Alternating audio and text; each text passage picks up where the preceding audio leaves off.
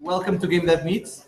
I have a couple of people here to ask a few questions and to look at your sexy mugs. So I hope you're ready. The questions, these aren't my questions, it's their questions, okay? So don't judge me. And let's start maybe by asking, who the fuck are you? Who are you? Tell me. Well, I'm Johannes Figlhuber, that's You're what? and we're Airborn Studios, as you can see here, maybe. No, it's out of the frame. No, it's out of the frame. Here. You have to go to each other's lab. We do art for video games, 2D and 3D, and we specialize in doing outsourcing for different game productions. Okay, cool. So we started doing that about 5 years ago. Longer, but yeah. Yeah, but Airborn. As a studio, yeah. And yeah, since then we've been working on lots of different productions, and I think you're most interested about hearing about Ori and the Blind Forest, if I'm correct. Yeah, probably most of the questions are related to Ori and the Blind Forest. Yeah. Okay, let's go to the first question. Right. Unity was used as the engine for the game, but how much of it was modified to make it run as good as it did? A lot. It's really hard to quantify as an Yeah. artist, but a lot of custom tools, a lot of was optimized together with Unity, as far as I know, and yeah, so they modified it heavily for their use. I mean, just for art, we had basically every tool we used was a custom tool. We didn't use, well, we used the translation and scale tool from Unity, but everything else was basically a custom interface and a custom tool. So yeah, everything we had to touch. Well, actually, the connection to Photoshop was also pretty good, built in from Unity. But everything else, we had something, at least at the end of the production, we had something unique and self-made. At the start, we didn't have anything, so it was a bit harder. For example, we used a preview, a viewport that showed you a preview of the runtime of the game, because we couldn't do changes at runtime. So before we had that, we had to do changes blind. We just had to move an asset somewhere, couldn't see what it would be when you played the game, and then we had to start the game, see what's a millimeter off, had to close had to stop the runtime again, move it a bit, start it again. It was really exhausting, and yeah, we just kept refining tools at the end, basically, and lots of them. Next question. Let's see. Se alguém tiver perguntas a meio do stream, estejam à vontade também. Yeah. I doubt anyone would be able to tell Ori is a Unity game. Okay. What were the main ways you achieved for that unique look? Custom shaders, perhaps. It's kind of already answered, I think. Next, maybe. Well, kinda. It was custom shaders, of course, but most of it just came from the painting. We just kept iterating, we kept refining. We had, of course, lots of inspiration. Big inspirations were the early Disney movies, the Miyazaki movies, lots of 2D games. We looked at Rayman, we looked at Limbo, we looked at Braid, at Bastion. We looked at everything we liked, basically, and then asked the question, why do we like that, and then try to incorporate that into the game. So I guess that's the normal process. Mm-hmm. Yeah, we also have special shaders and stuff as well, of course. Okay, more about yourselves. What is your academic path? For both of you. What made you? You want to go first? Well, I didn't study, so I was an apprentice in a small-ish, well, not that small, 50 people at the end of the production. SEK? Game studio in Berlin, and I was an apprentice there learning how to design websites at school. And then that day, I was working as a game artist. So there was no way to learn. There has been today, you've got a lot of schools, like in Berlin, you've got Games Academy, a lot of universities do game design courses. Back then, there was no such thing. So I learned web design crap I don't care about. Okay, so if we we want to be like you, we need to go through web design. That's your your thing. Pretty much that. You can take that away from it. And it was a bit different. I went to a high school that had a focus on graphics design and mostly advertisement design. Then I studied, I did a bachelor in Salzburg. It's a University of Applied Science for multimedia art, and I focused in 3D animation. I don't really do 3D anymore, but I learned a lot there. I learned the tools, learned how it works. And then I started working, basically. I got my first job in the industry, and that was 2009. And since then, I've been working, and yeah, working in games mostly. right. And to get back to your last question, I think it's just about trying to get better, trying to improve your skills with, I mean, there's lots of online resources. You always learn from the people you work with.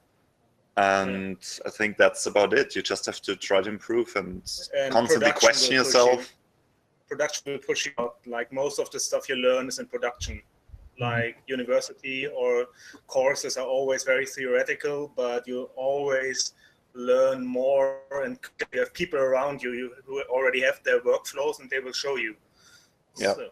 So you would say you learn a lot more by working with other people around instead of doing it alone by yourself. That's kind of the point. You say so because you get an outside view of your work, and someone more experienced will tell you what you're doing is shit and stupid and slow, and you get a lot of feedback, and yeah, that just helps you. It can be hard at times to accept it. But in the end, all feedback you can get is valuable, even if the person who gives it doesn't really know what they're talking about. Maybe this is the point. So yeah, every feedback makes sense. You never know when you will make the worst model ever. Yeah. Don't do inside jokes nobody gets. Don't worry, I'll tell them later. Okay. Next question. What tools do you usually use? That's easy. Photoshop. Next. For me, it's 3ds Max and ZBrush mostly. Photoshop for texturing, 3D Code for texturing. Yeah. Also some 3D Code. For example, the characters in I textured with 3D Code and a bit of Photoshop. Yeah. That was my first experience with 3D Code, and it's nice. I like it. We sadly have to use Maya for 3D a lot, so. Yeah. You clearly love Maya. I'm not going to rage about Maya now. I'm sorry. Okay. How was it working with Microsoft Game Studios, and how much influence did they have in the games direction, if any? I mean, of course, they paid for the project, so they definitely had some influence. But I must say, looking back at the whole production, there was 4 years. They were our partner, basically. Well, at least the partner of Moon Studios. Airborn was just working for Moon Studios. They were really pleasant to work with in most cases. I mean, of course, sometimes there's pressure, especially before E3, for example, when you just have to show something, get something out. But overall, they didn't really force anything on the team. Most of the design decision and art decision were made by the development team. Nothing was heavy-handedly decided by Microsoft. Yeah, nothing was pushed. So that was really nice, and I wouldn't have expected that from any of the big publishers, that they just let you do what you like, basically, what you want to do. And especially for a team that didn't have any track record. I mean, Moon Studios, when they started Ori, they hadn't done anything. They were just pitching a project and got lucky, got the deal, basically. So I was very surprised by how much they let us do. That's really cool from their part, at least. It How does the team feel about new projects now that Ori was a success? Ori, whatever. Ori. Nobody knows. I can't really talk about that. But Ori was quite successful. The team still exists, so they're definitely working on something. Okay. But I can't really say anything They're else. not just sitting around. Yeah. Well, some of them are, but I mean, we're working at a computer, so kind of.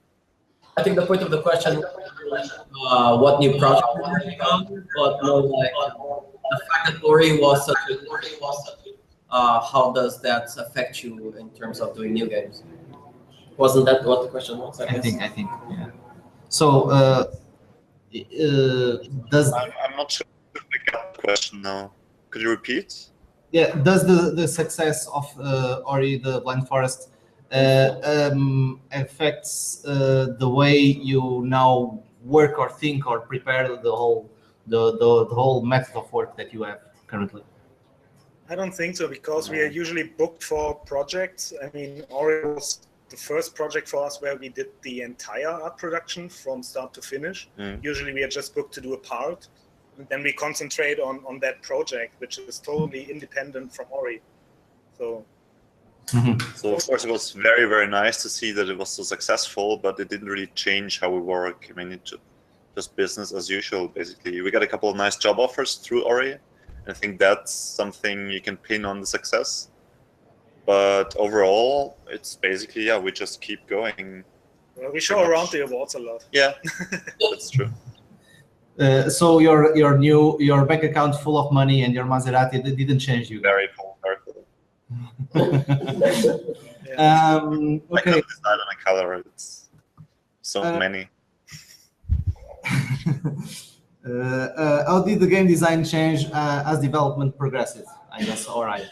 Or Yes and no. The very basics, the movement, the character controller, was working the way it worked in the end fairly quickly, I would say within the first year. So there was something even earlier. So there was something they focused right from the start. It had to feel good. It had to control well. That's how they wanted to sell it. That's how they wanted to get funding. Yeah. But of course, in the details, a lot of stuff changed. For example, the skill system, the skill tree, we didn't have until the last year, I think. Or other things. Or which abilities made it into the game. Exactly. Or stuff like that. But the basic Ori, which was already fun, was a white box, which was animated very, very well by James, the animator who worked on Ori back then. And they made the gameplay already feel very, very good and smooth, just with a box on black and white background. Yeah. Super simple stuff. And that's what he usually did when he was blocking out an animation. It was just usually a black box for the ground, a white box for the character, and he just animated that, and it worked. It had the movement, it had the dynamics, it had the impact, and it just worked. And then he took that movement and put it onto the actual characters, and that was, yeah, that worked really, really well. Yeah.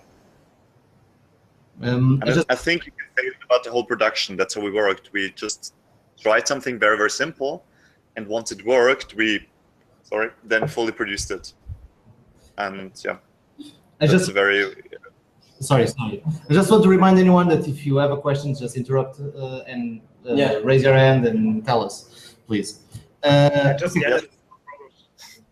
Yeah, any questions that come up, just ask away. Yeah. Next question. Oh, there's a question. Okay, go ahead.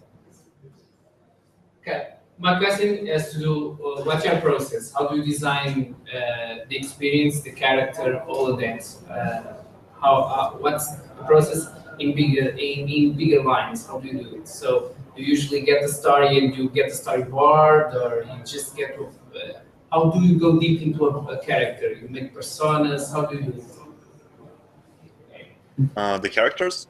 Well, all shabutal about your process. Very. There were a couple. And then specific. How do you get the user story, like that adventure? How do you going together? How do you put it all together? And how do you go deep into the characters? Do you build a persona and you give them names and family on that stuff, or just character development? Yeah, character development. But you develop the characters. That's a very extensive question, because there were a couple of different approaches. I mean, there was the main character, and that one was designed mostly for gameplay purposes. There's a reason why Ori is that small, how Ori looks, and that could be. I guess it could fill a whole talk with just the characters. Yeah, but it always starts from very rough, very broad ideas and gets narrowed down, and then detailed out. Same with 3D. We start very rough to get the big picture and then get into details step by step and finish and polish it for ages. Yeah. And for example, Ori was a character that was designed for gameplay. It had to work for gameplay. But for example, Naru or Kuro were characters that were developed visually just for the story. So when you looked at them, you could kind of imagine what parts they would play in the story. I mean, obviously the big evil bird is the antagonist, and the kind of plum roundish shape is the motherly figure. And it was a mix, of course, because all the characters also had some degree had an impact on the gameplay as well. But most of the characters that weren't Ori or weren't enemies were designed just for story purposes. So they would serve telling the story well. While the enemies, obviously, and Ori were mostly designed for making them work in the gameplay. There's another question. Okay. So, is the main character already white and almost without textures because you started off with a white rectangle and it was a pretty straightforward evolution from there? Well, sort of, but it already started with the character was built from light from the start. So light is white or yellowish or bluish, but it's very, very bright. So that was pretty simple. There was mostly a story reason. I don't think I joined a bit later when the placeholder character was already in the game and it was already white when I did the final character design. But the reason Ori is white is mostly for story purposes. I mean, it's this forest spirit, and they come from these white petals from the tree, and they're beings made of light. It just always was this white, glowing figure. Have readability on the screen, right? Of course, that as well. That also played a role. If we would have, I mean, Ori most of the time is very small on screen compared to enemies, for instance, or Kuro. So he had to read even at, I don't know, 60 pixel height or something. So it's. And that didn't always work out. For example, it worked super well in all the dark scenes, in the night scenes. But it didn't work that well because they disappear. We tried to work against that by darkening the backgrounds in the crucial spots, but when you have a white character, there will always be some parts, some backgrounds that are problematic. But we try to minimize that. And push them into areas where they are not so important for the gameplay. So if you just walk, it's not as crucial as if you're jumping around and there are spikes or whatever. But there were also some problems with overlaying effects. So when there were lots of explosions next to Ori, it was easy to lose track of Ori. And that could also be a bit problematic. So doing a completely white character might not be the best gameplay decision. Right. The game obviously has a lot of Japanese influence from what I've played. Mm-hmm. How did you launch it in Japan, and if so, how did it perform on sales? I don't think we did. What? Was it launched in Japan? I'm not sure. I really don't know. It could be. I would have to check. It was launched in China, I know that. Maybe it should. But I'm not sure if it was launched in Japan. I mean, that's out of our reach. We just do the art. We are just geeks for Miyazaki movies. That's for sure. But we should check that. I mean, also some of the names were Japanese. But we should check that. Good question. Any more questions? No? I'll go to the next one. How many shaders were at work? Okay, já foi. I already went. How many shaders? No. 5,000. Oh my god. Well, most stuff was done with basically one master shader, which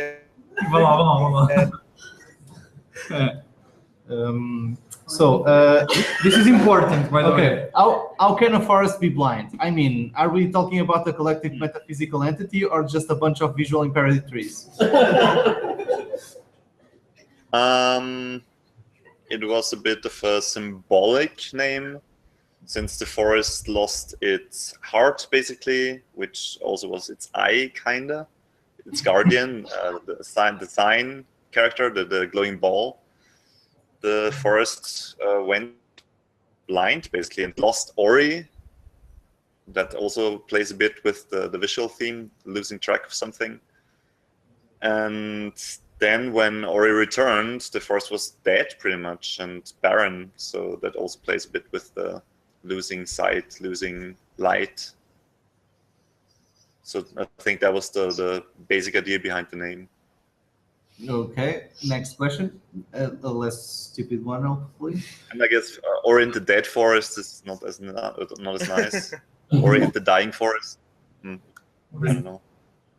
Okay, how much did the sound of music influence the art of Ori, and vice versa? Ori. A lot, with each both ways. I mean, we had a great composer, Gareth Coker, and he did amazing work. He was inspired by the art we did. We were inspired by his music. It just was a great experience and a great partnership. Yeah. So yeah, I think the game really benefited of having him as a composer, and I think it was his first game project. He mostly worked with movies and TV, and he really enjoyed it as well, and I think he benefited a lot from it as well. Okay, next question. Does anybody else have some questions? No? Okay, let's go. In your opinion, how competitive is the game dev industry for artists? Maybe you want to answer. Well, it's of course pretty competitive, but I think if you manage to get your name on people that you can deliver quality, that helps a lot. And the next step is obviously we basically never work for the very far Eastern Asian market. We have no idea about it. But at least our clients come to us because, well, we speak English, not too shitty, I hope. And we are, at least to the Europeans, we are almost in the same time zone, and we are from the same cultural background, so we understand what the client wants from us, even if we just get sketches. So we can produce final art from very rough ideas. And just because we come from the same cultural background, China are picking up with outsourcing, but I'm not sure how good they are with improvising on very rough ideas and stuff. Yeah. I can't really tell, but competition-wise, they are much cheaper, that I can say. Yeah, and that's just for outsourcing art for mostly AAA games. Not just AAA, but just in general art outsourcing for games. Yeah. When it comes to indie development and the industry as a whole, no, I mean, Still I guess, of course, it's competitive. There's a lot of competition, but it sticks out, I think. And I think a lot of companies are losing, a lot of big companies also are losing that out of sight. They're just doing the same thing over and over. And I think that hurts them themselves. So yeah, I think the most important is to make a mark, to leave a mark and make something that's interesting to people. And that people remember. Yeah. Next question. What was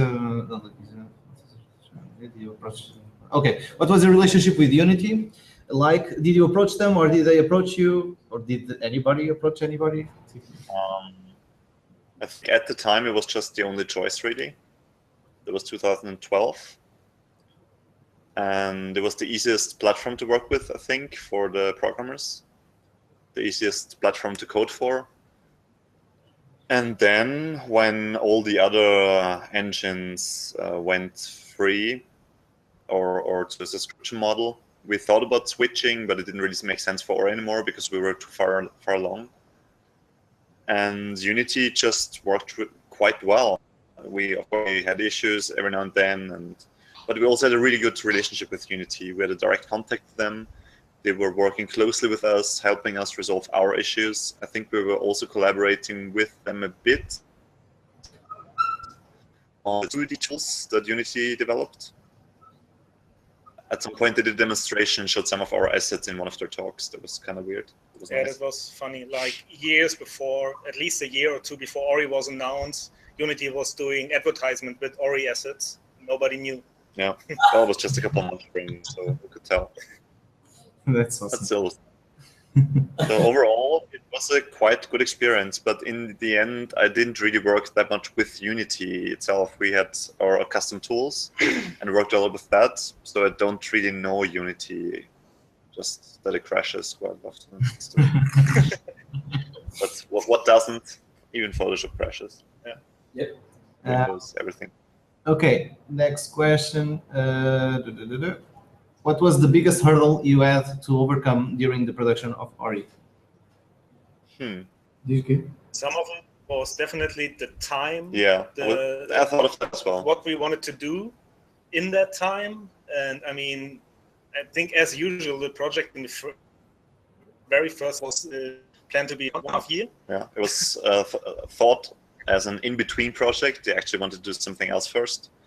And then it just grew and they got funding for it. And yeah, kept going. In the end, it worked like I 4 years. actually wanted to say something else. I think one of the biggest hurdles in production were time zones, because the whole team was spread out all over the world. For example, David, our main software engineer, was in Australia, in Perth, and our designer was in Canada, and the rest was also all over Europe or some Israel, UK, USA, yeah, anywhere in the world. Yeah, Gareth, the composer, was in USA, in Los Angeles. For him, it wasn't that big of a deal because he wasn't working that closely with the rest of the team. Yeah, but the rest was all over the world, and the time zones are a big problem because sometimes you go to sleep and someone else gets out of bed. It's weird, but it kind of worked. That sounds a little bit nightmarish. But I noticed that on that list we didn't have Portugal. I know it's only 1 hour difference, but did you have someone from Portugal working on Ori? Not on Ori, but we do right now. He sits beside you. So right now, 3 of our 3D artists are Portuguese. Yeah. Okay. So you guys are hiring more people, yeah? Only the non-smelly ones. Yeah. Okay. Next question. Who do you look up to as an artist or role model? Role model. Yeah. Oh, that's tough. Yeah, I don't know. Well, I have a lot of artists I look up to, but I'm not sure about the role model stuff. I think. Yeah, I don't know either. I would have to think about it. Yeah, very deep question. But yeah, lots of artists, obviously. I mean, there's lots of current artists that are still active, artists that are working in the games industry. For example, Jamie Jones is amazing. Theo Prince is great. Alexandre Dubois, if I pronounce that correctly. Really like his style. But also just fine artists from the last couple centuries. There's so many great artists, and basically you can find something great in all of their work. You just have to keep your eyes open and look. So I can't really narrow it down that much. I'm looking at everything, trying to at least. Yeah. Okay, we have a question. At what stage did you start working on the project? Were you there from the beginning, or the game was at a scratch idea and then you joined? And in what way? Your art changed anything in gameplay, or gameplay influenced your art? I didn't get the last part. If gameplay influenced our art, or if the art influenced gameplay. Definitely. Well, I joined fairly early, but not full time. I was just doing the character concept for them at the start, and that was pretty much after they signed the deal, I think. So very early, after half a year or something. Like, we know one of the founders of the studio for a long time. Johannes is from Austria. Thomas, one of the founders of Moon Studios, is from Austria. Mm-hmm. We knew him from the very small German-speaking CG industry. Yeah. So forums back then, we just talked and knew each other. I visited him when he was still working at Blizzard back in the days, and we just knew each other. And then his job ended there, and he decided, I want to do a project. Can you help us? And that's when we came into play and found the right people to work for him. And it was a bit of a struggle in the beginning. Some of the artists, when we started the project, everyone was still in that mindset, oh, it's a 2D game, it's Super Mario, it's tiles, everything has to be 90 degrees and very modular, and it took a long time to break that, to not have very straight floors and walls and everything more organic, and not just a tile system, which is the usual case for 2D games. So that influenced, of course, the gameplay, because you don't just run horizontally or vertically all the time. You can always nice, smooth hills and stuff. So I would say it was a mix, but in general, the art was more inspired by the gameplay than the other way around. So we always put gameplay first. It had to be fun before we started making it pretty. It always had to work, and we tried to make it work at a very early level when it was just blockouts without any art. And later on, after we made it pretty, we went back and saw if everything still worked, and then adjusted it. And still had to pick pixel perfect. You had to know exactly where you land when you jump. So all the ground floors had to be prepared for that. You couldn't do like blurry regions or whatever. Everything had to be pretty precise. You should know where you land if you play the game. Controls feel very tight. We had to be very careful about hiding the character on the screen. You had to be always visible so you wouldn't get lost. Which limited art again, because we couldn't do cool parallaxing and stuff in front of the camera. It's always nicer. Good. Light went off. Yeah. Now we're kind of dark. Where's the remote? Should be down there somewhere. Think will help. Yeah. But not too much. Well. Well, our light died.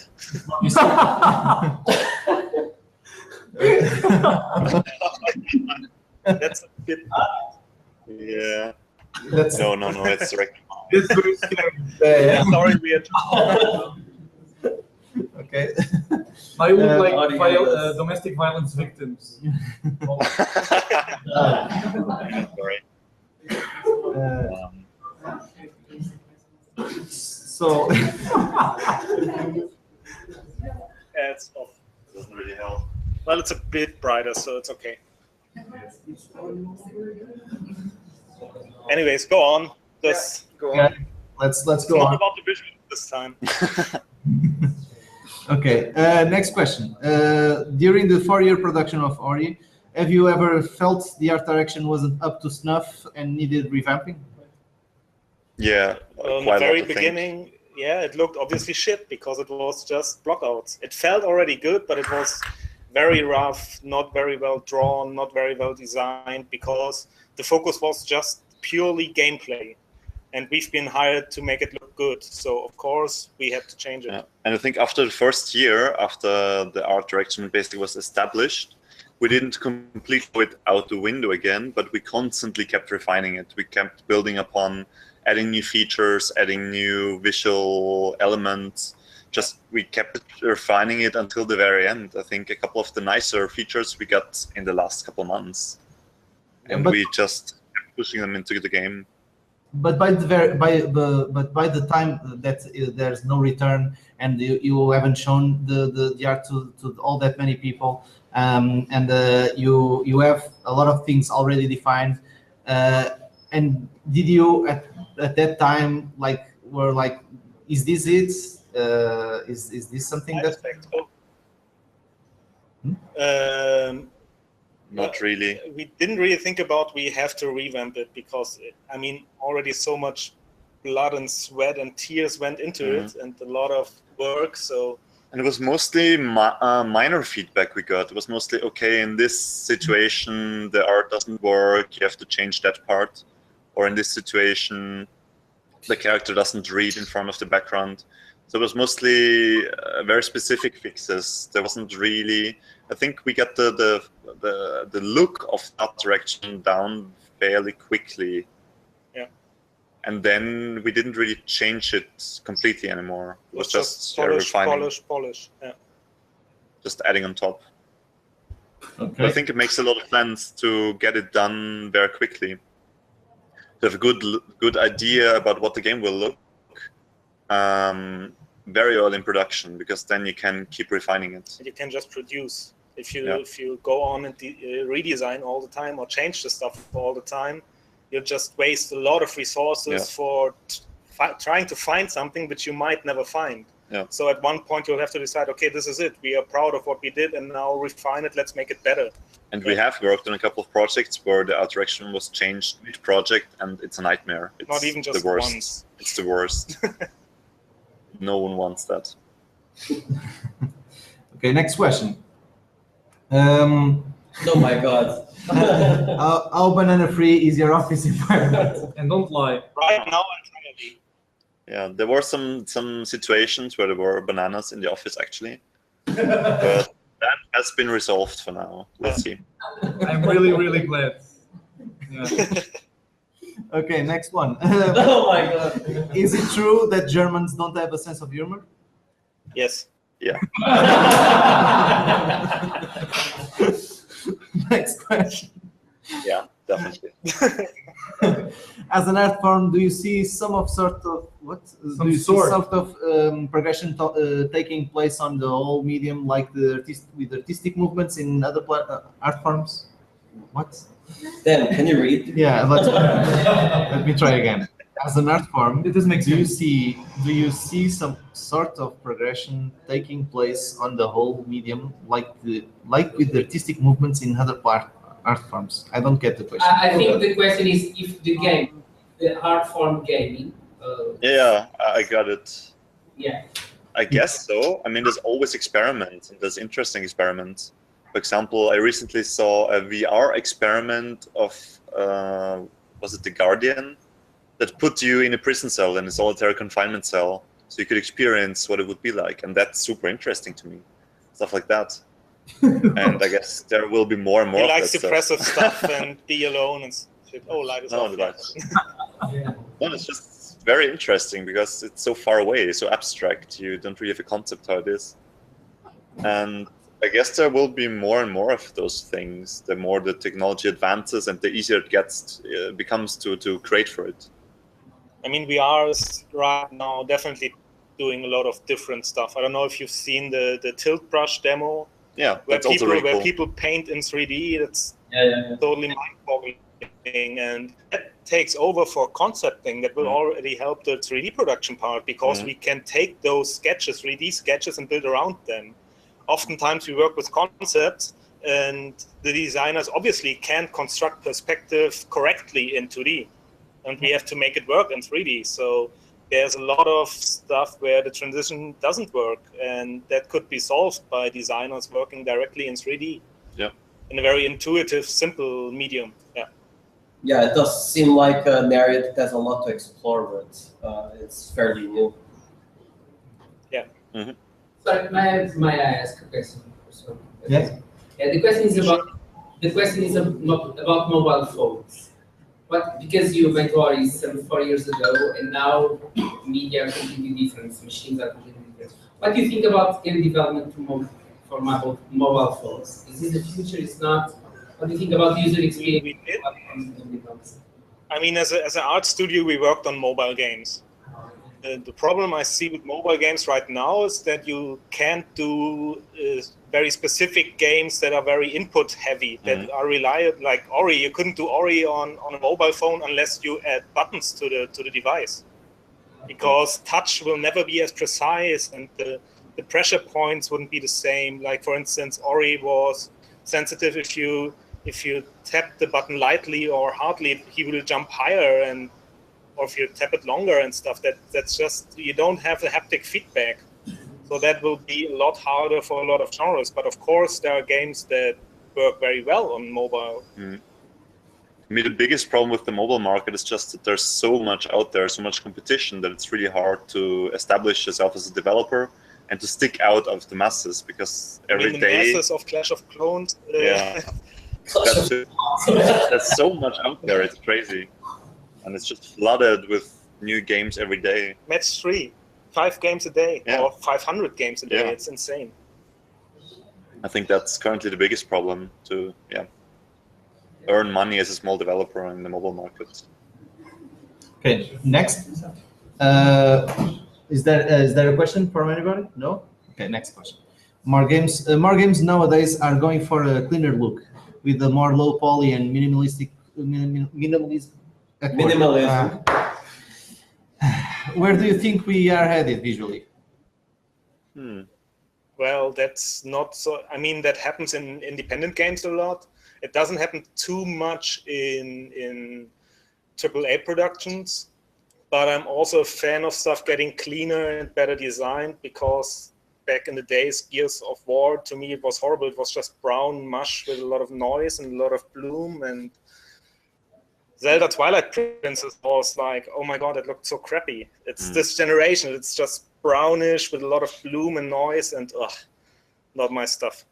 I guess you just see a couple of very different trends currently. You see the super photorealism with photogrammetry and physical-based lighting, and just photorealism.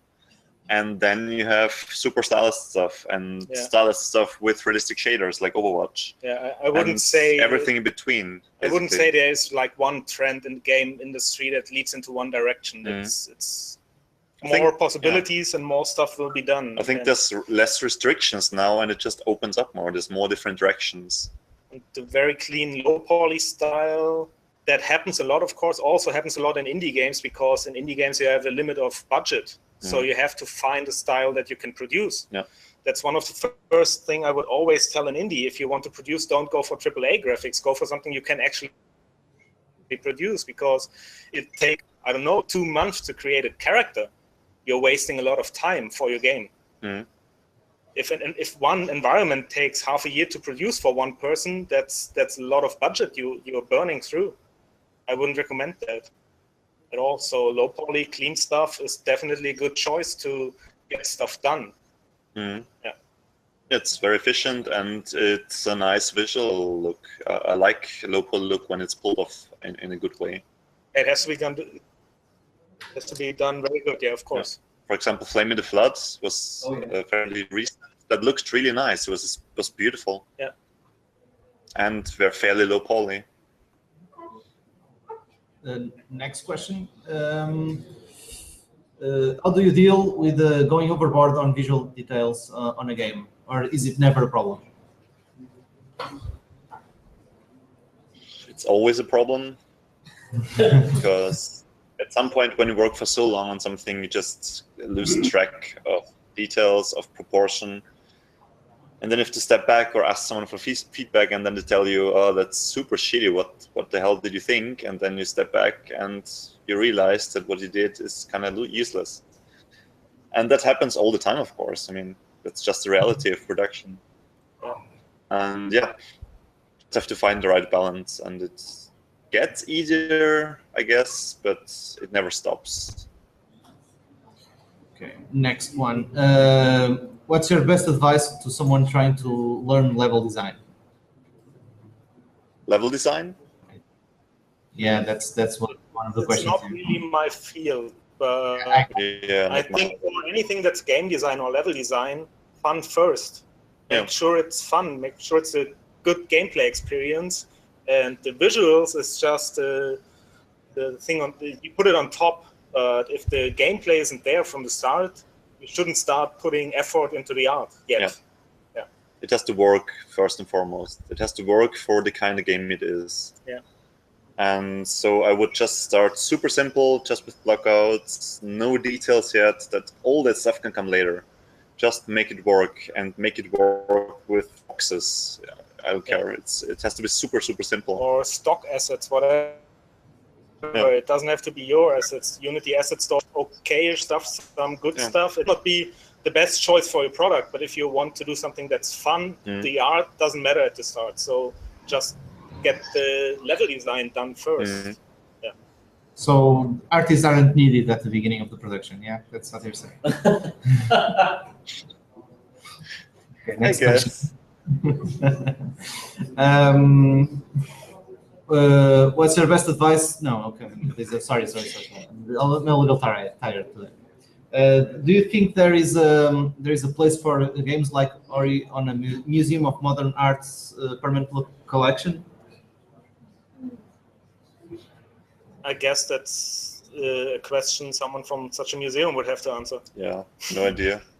I don't know how they decide on what they will do. Yeah. You have to what games. or probably you have to. There's naked people, yes. Yeah. Sketch effect. Okay. Was there any sort of procedural technique used on Ori the Blind Forest? Example, tile creation, object morphing, and distribution? A tiny bit for everything that moves. So there has been a lot of distortion filters and stuff, and curves. Once people understand what the 2D guys use to make the background move, they will realize how simple it actually is. But a lot of the art problems on Ori have actually been handled just by pure manpower, just by crunching through. Because we didn't use any procedural tech for the set dressing, for the visual design. Yeah. Everything you saw in Ori was hand-placed, and that just took time. So no tiled assets, no tiled floors or anything, no prefabs for different asset groups. It was all placed by hand. Okay, next question. It's insane. How were the how were the Ori the Blind Forest backgrounds animated? I think I'm not allowed to go into detail here. Okay. It's some handwork, it's some shader distortion stuff, and then some custom tech, which it was just created for Ori. But it was a fairly simple solution. It wasn't super complicated. Yeah. Trade secrets. In regards to Ori the Blind Forest characters, did you bulk the work lean more on the 3D construction or on the post-production? It wasn't that much of post-production. It was straight up modeling. The characters, as the size is pretty small, it was pretty simple. I did all the character models for Ori, and in total for the entire production of 4 years, I would say I worked for 2 weeks in total. That's what I did on Ori. I did a bit of art direction, talking to people and finding out stuff, but the actual character production wasn't that long. Then you textured it, and it was rendered onto 2D planes. There wasn't much of post-production. Yeah, all the characters were sprites. There weren't any 3D models in the game. Yeah. Well, if you count motion blur as post-production, then there happened some post-production. True. It was rendered into the sprites. Yeah. But everything else, there wasn't really anything. Yeah. No normal maps or anything that then were base for any effects. Yeah. Okay. I have a question also. For my question, well, can I count on you guys to visit Portugal and have a couple of drinks? Yeah. I think that could happen. No. I wouldn't rule it out. Yeah. No, fuck off. It wouldn't be the first time, and it's probably not the last. And we'll crash into our couch. Yeah. Dude, I have 2 beds. Why do you always want the couch? Okay, we're reaching the end, but the next question. Do you see yourself as a stereotypical artist? What? Can't you tell? Yes. I mean, Interesting question. What do you see as a stereotypical artist? It's not my question. Let's